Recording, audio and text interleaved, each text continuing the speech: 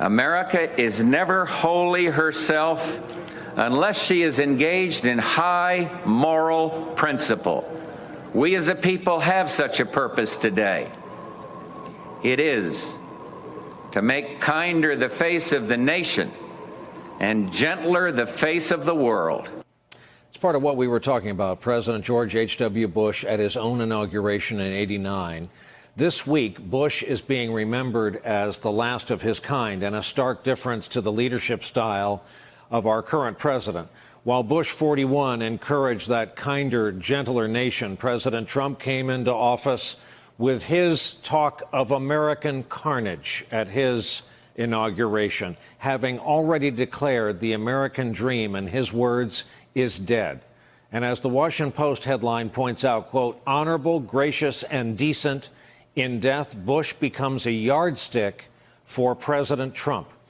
With us to talk about it tonight, David Jolly, both a former member of Congress for the state of Florida and a former member of the Republican Party, and Philip Elliott, politics correspondent for Time Magazine. Gentlemen, good evening to you both. And Congressman, I'll start with you. Already, I noticed tonight on Fox News, they're doing segment after segment on all the networks where the Bush tributes are coming at the expense of Donald Trump. So we'll put that out there.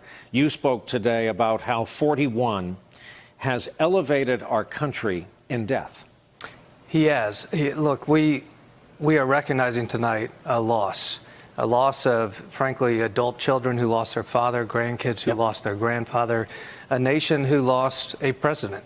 And we honor him with the highest honor of draping an American flag over his coffin, a flag for the country that he served. So that ordinary people may pass by. So that ordinary people might pass by as his body lays in state on the very rostrum that was created and constructed for Abraham Lincoln.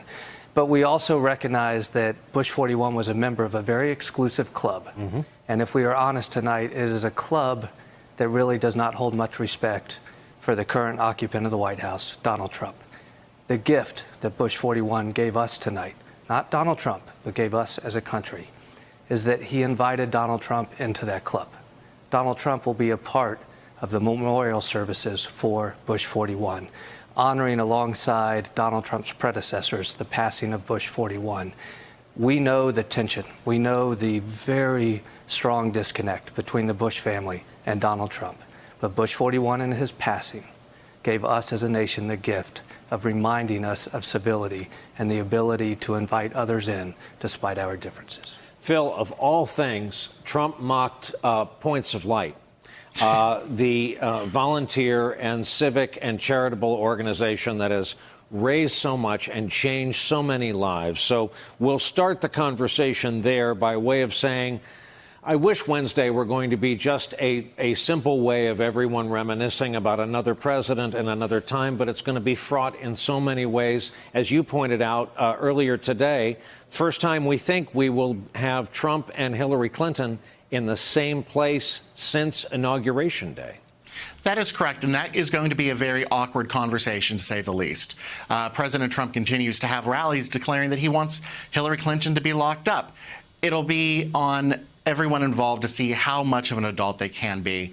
And in this, we have an opportunity that perhaps we did not have with Senator McCain's funeral, that pointedly the McCain family did not have President Trump there in the front row. He will be there now. He will be as part of the President's Club, as Michael Duffy and Nancy Gibbs coined it in their history of this ultra-exclusive fraternity.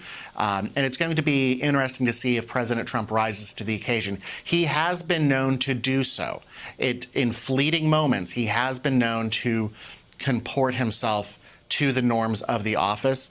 I would suspect that there is a lot of conversation in the West Wing preparing him for what is expected of him, not just in this moment, but for a moment. This will live in history. And a lot of people, not just reporters, but historians, when we look at this digital footage, when the next generation Meacham comes and looks at this, how did the President of the United States conduct himself in the august Washington National Cathedral? Hey there, I'm Chris Hayes from MSNBC. Thanks for watching MSNBC on YouTube. If you want to keep up to date with the videos we're putting out, you can click subscribe just below me, or click over on this list to see lots of other great videos.